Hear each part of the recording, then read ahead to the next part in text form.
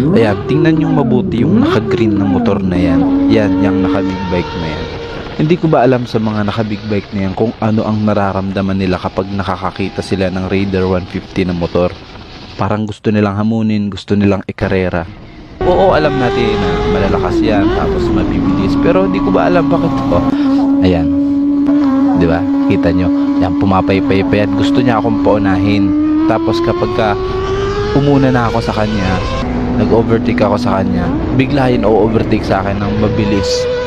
Nakita niyo 'di ba? Pagka-overtake sa akin yan ng mabilis, bobomba pa yan. Ayan o, ayan. Sa mga oras nga pala na to ay papunta ako ng bayan para bumili ng lulutuing ulam. Ako naman ayoko naman mga rera, pero nanggigigil din ako dun sa kapag parang naiinsulto rin ako kapag binobomba-bombahan ka tapos o-overtakean ka tapos hihintahin ka. Kaya naman sinubukan natin. Wala tayong napala kung sa wala, pero ang akin lang sinubukan ko at ito yung first time na ginawa ko to sa motor ko, yung nag top speed ako ng 137. So pinapangako ko sa sarili ko at sa motor ko na hindi na ito mauulit.